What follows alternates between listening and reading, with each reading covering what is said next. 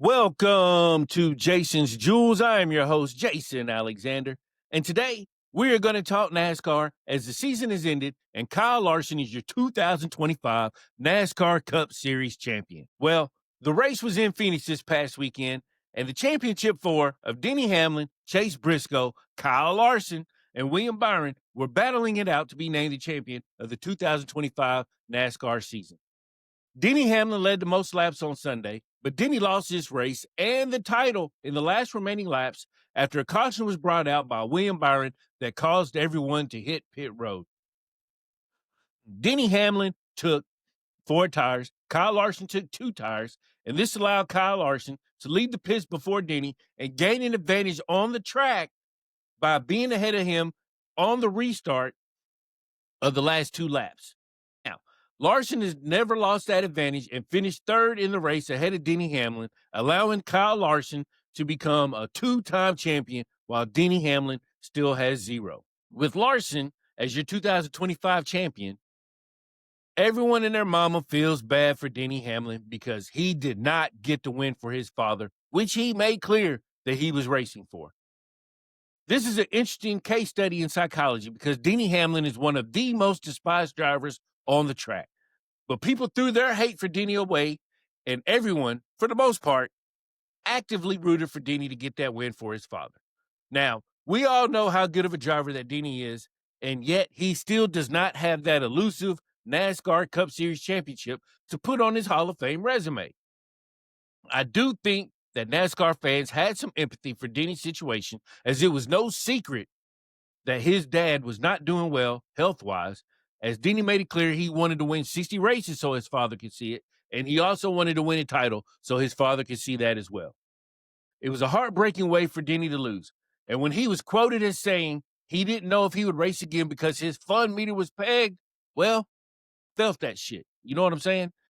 And conspiracy theorists are questioning why NASCAR called a caution for William Byron, but not earlier in the race when the exact same thing happened multiple times throughout the race.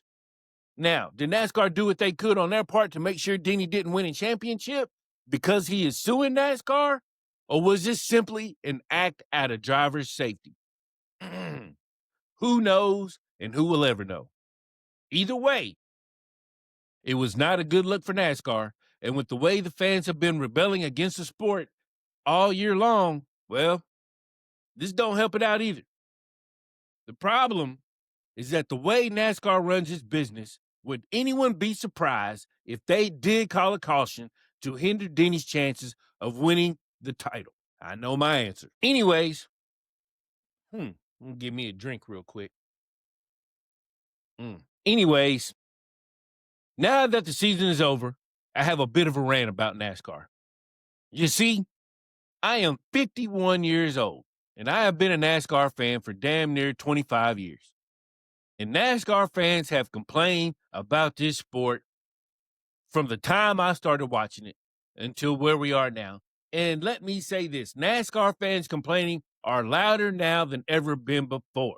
And a lot of that has to do with social media. But at the same time, the complaints are loud and clear. The problem for me is that NASCAR fans are largely complaining just to be complaining. Yes, it needed to be said, and I'm going to say that shit. A lot of NASCAR fans complain just for the sake of complaining. It's like y'all are just miserable people. It's like you're never going to be happy. It's like you can't enjoy a sport where dudes are just driving fast as they can to win a race. It's really that simple at the end of the day. But whatever. You got to complain, folks are going to complain.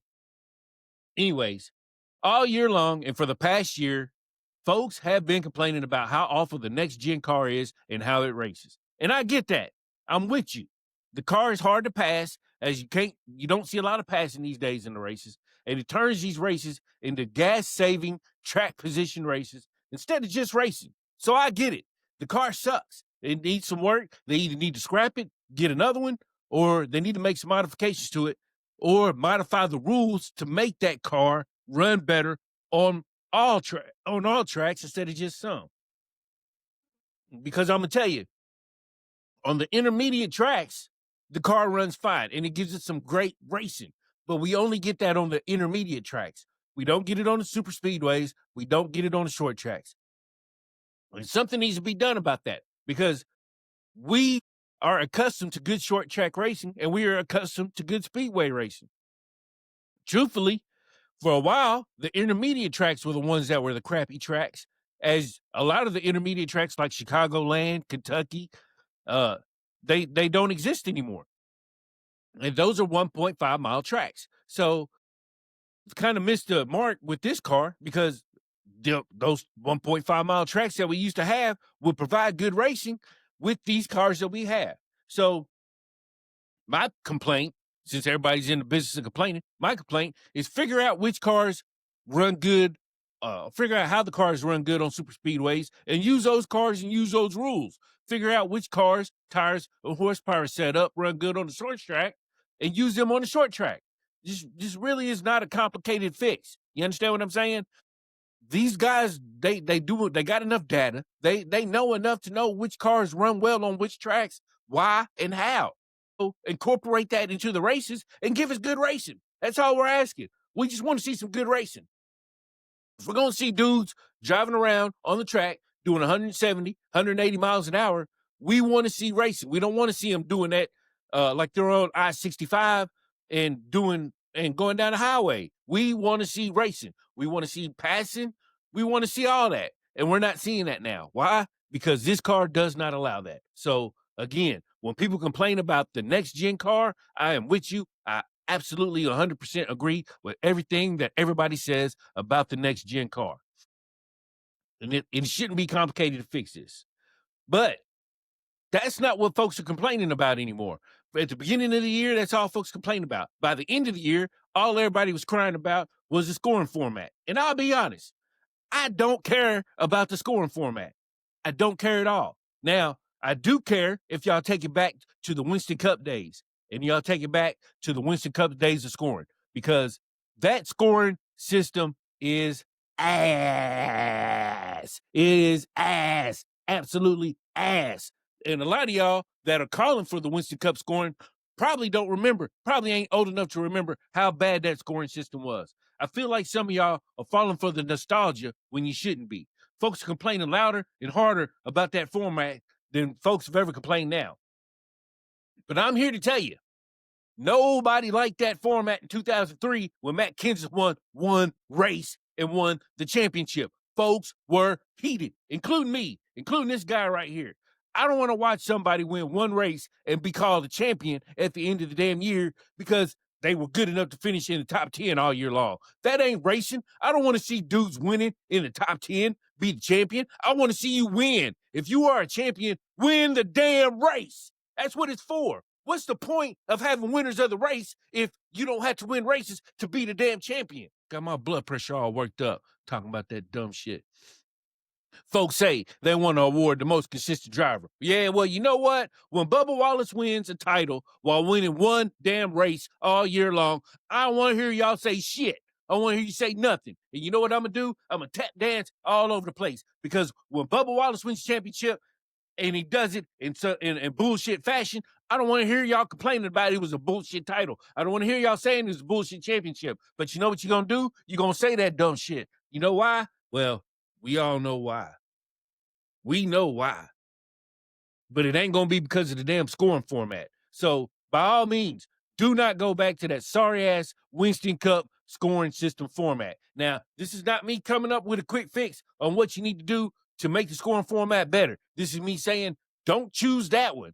Because one thing I enjoyed about this format is at the last race of the year, the very last race of the year, we have 4 drivers going for the championship. And I don't know what more you can ask for. The last race of the year, 4 drivers going for it.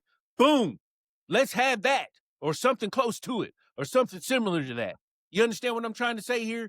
Because with the old Winston Cup scoring format, the shit might be over with in September if somebody wins 6, 7, 8, 9, 10 races. You know what I'm saying? So if you want people to continue to watch your sport through the whole season, you can't go to the Winston Cup scoring format. You can't do it. And like I said, if folks don't like the scoring format we have now and don't like the playoffs how they are now, then modify that shit. Fix that shit somehow. But I'm telling you right now, you're going to lose viewers if your champion is decided the first week of September. And them viewers, just like me, are going to go straight to football and just watch football. So I'm going to be honest. I got YouTube TV.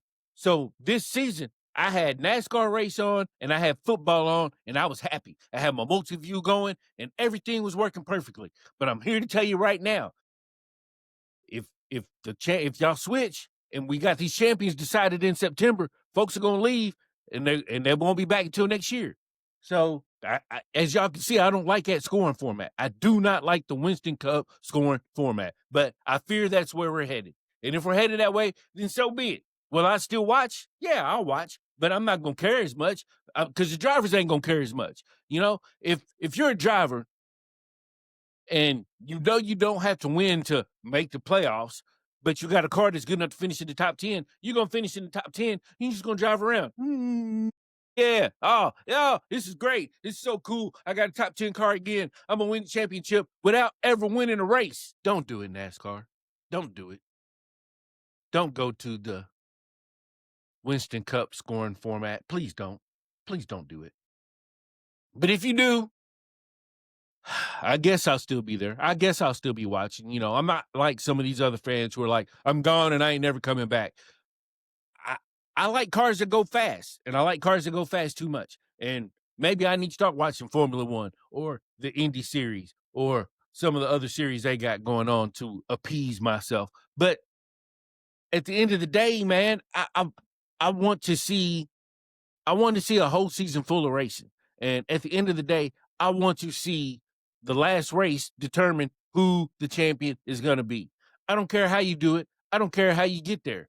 Just get to the point to where the last race actually means something. You don't want to have a season that nobody cares about when you got 2 months left in the season. And my fear, because I've seen it before, and we've all seen it before, if you're an old school NASCAR fan, is that these winners can lock these seasons up pretty early.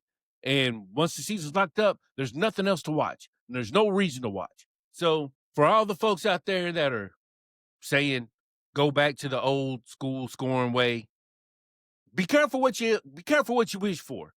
Because again, one point I made clear through this clip and through this video is that NASCAR fans complain the loudest.